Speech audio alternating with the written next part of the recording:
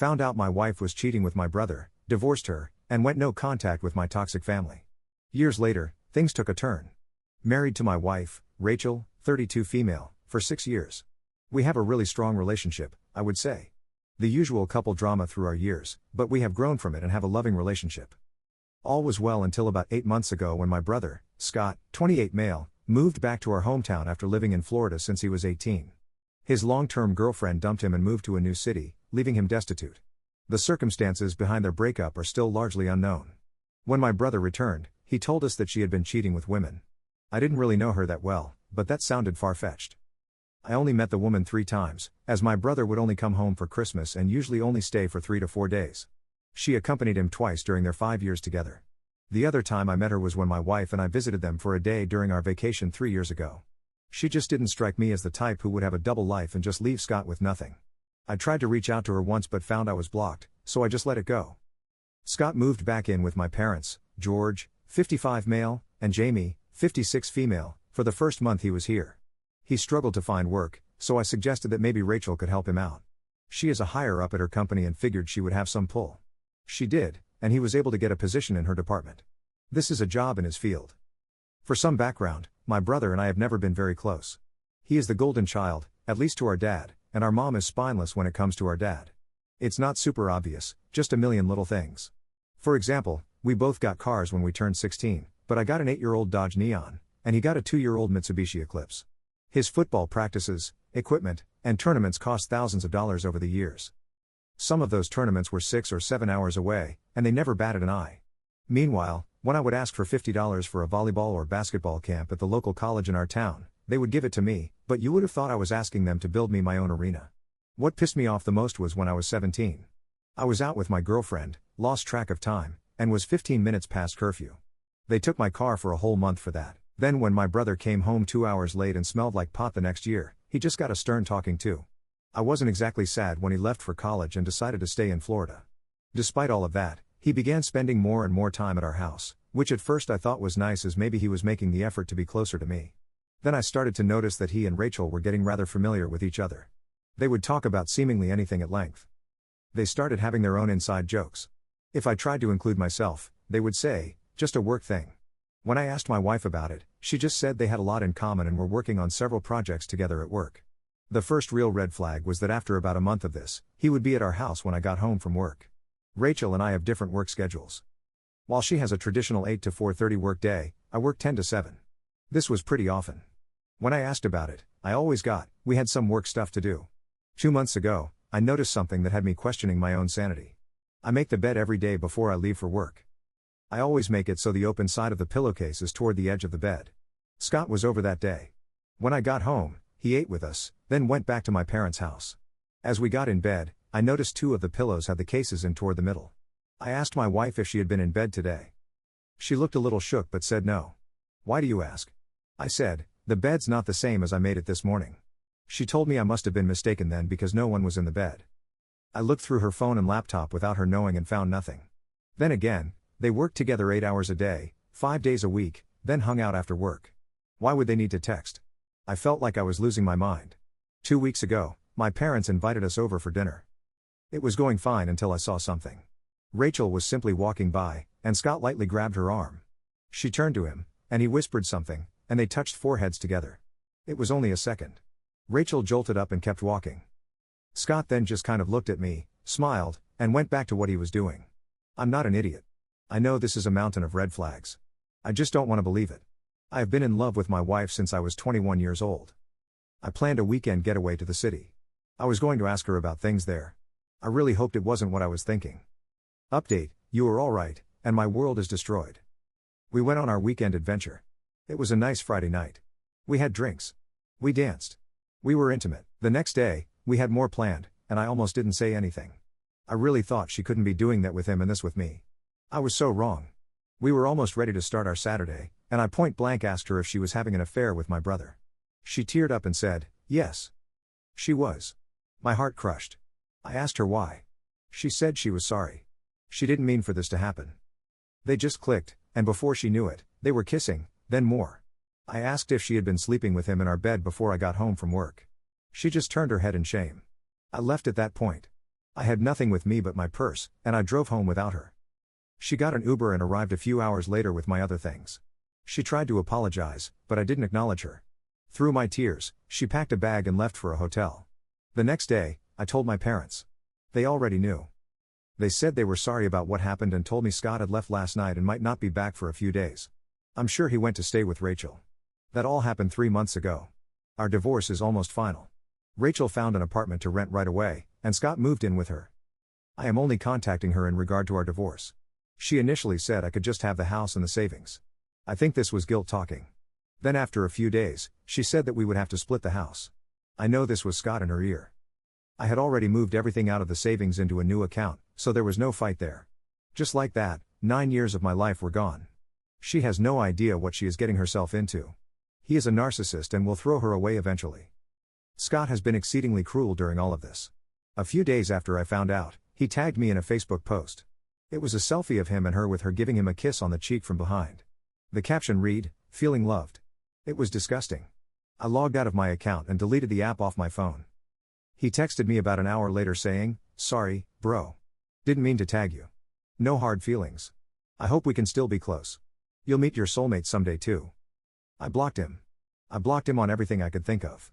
My parents haven't been any better. They pretended to be sympathetic in the beginning.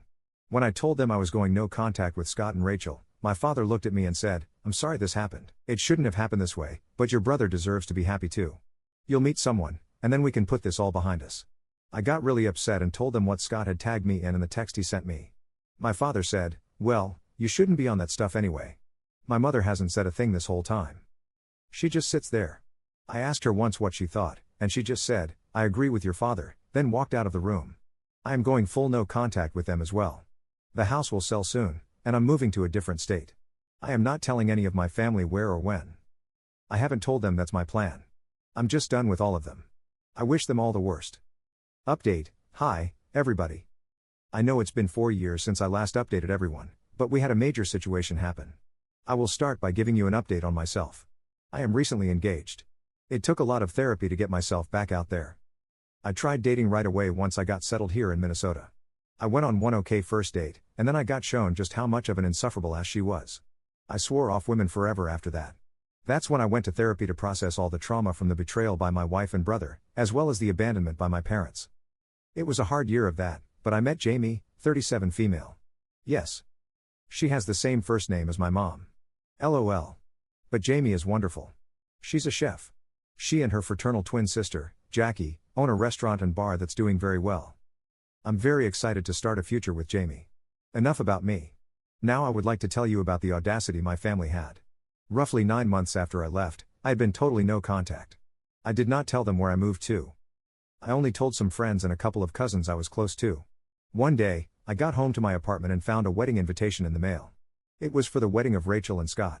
The invitation included a gross picture of them hugging in a sunflower field. There was also a letter from my parents. It basically read like this: "You need to forgive and put all this behind us. We know things didn't go the best, but we're a family, and families work through problems."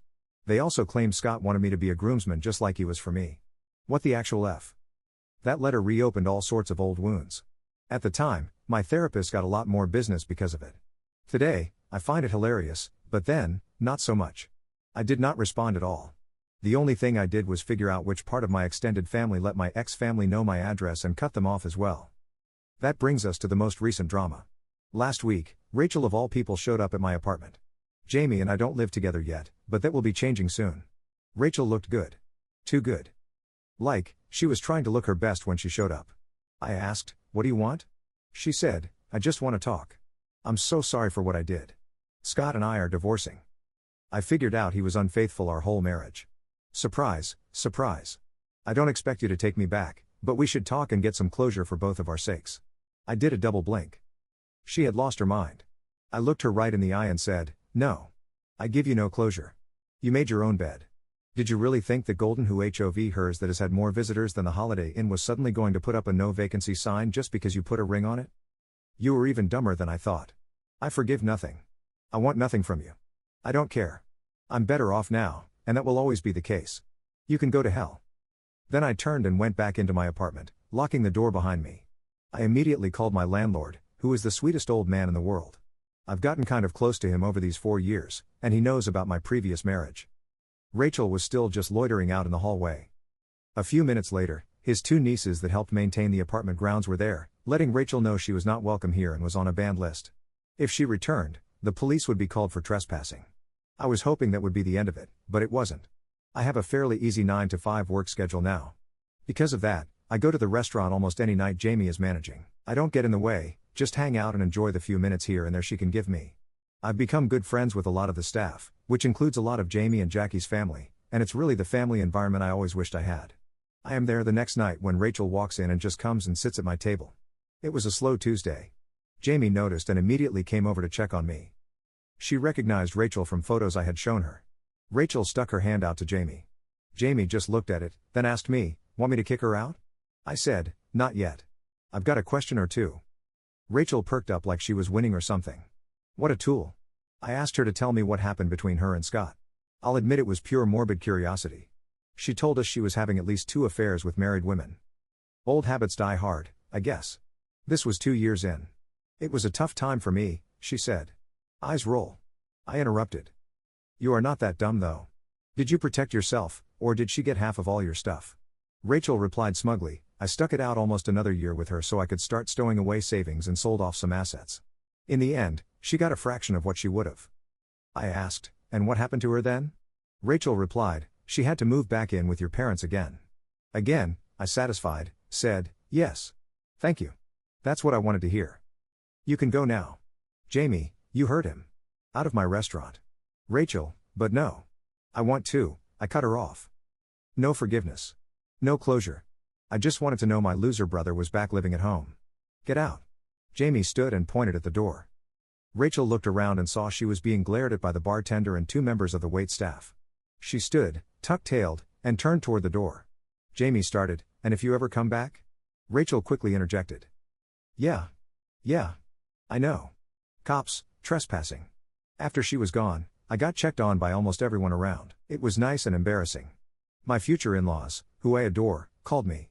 They demanded I stay with Jamie the next couple of days just to be safe. It was really sweet. I have never had a family look after me like this. I didn't hear from Rachel again, and hopefully, I never will. Update. Hi, everybody. I didn't think it would happen, but I have another update for you all. First, about me, I am now a 41-year-old father of 2, 6 female and 2 female. Jamie and I are doing really well. I now work as a part-time office manager for the restaurants and a semi-stay-at-home dad. Jamie's cousin bought into the business, and we opened a second location 3 years ago. It's been a lot more work, but with the 3 of them staying heavily involved in both locations, we are successful, and it affords each of them some level of personal time. It wasn't ideal, but I'm pretty sure I got Jamie pregnant staying with her when her parents demanded I do so after my last posting.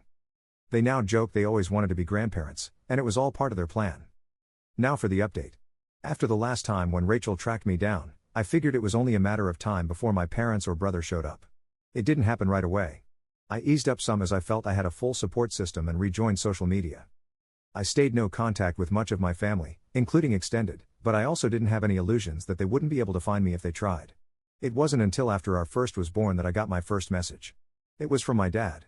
He gave a half-hearted apology, said something about forgiveness, and inquired about his granddaughter. I was just going to block him, but the implication that my child was his grandchild, I found insulting. So I replied, you do not have any grandchildren. I am not your son, and thus my children have no relation to you. If you want grandchildren, then you should encourage Scott to get out there and do what he does best. At that point, I blocked him. He made new accounts and tried contacting me for a while, but I always just declined or deleted any requests or messages. That brings me to the recent drama. I was getting bombarded with requests, messages, etc., to contact them. I read some, and it was a sob story about missing out on the grandkids' lives and wanting to make amends. I really didn't care. I had no intention of ever including them in my life again. Then the more shocking thing occurred. Scott started reaching out to me. He wasn't saying much other than he very much wanted to speak to me. After this went on for about 3 weeks, I agreed to a Zoom meeting. Just me, no kids. When it started off, they kept asking to see the kids. I was steadfast. It wouldn't happen. They had 3 grandparents, and that was it, Jamie's mom, dad, and grandma. I kind of was getting the idea that this was about something else. Scott looked kind of terrible, and my parents were looking old and tired. As we started to talk, they began apologizing for everything that occurred, even Scott. He said he was wrong to do what he did and that he wishes he could have his brother back. That was a laughable thought. Mom then took over and went into her usual garbage about being a family and looking out for each other. When she was done, I just looked at them and said, "Is that all you got? I'm going to go." Then they yelled for me to wait, and the facade dropped. The real reason was about to come out. Apparently, Scott has been having health issues for the last couple of years. For whatever reason, his kidneys are failing, and he needs a transplant. That's why they so persistently tried to get in touch with me. A family member is the most likely to be a viable match.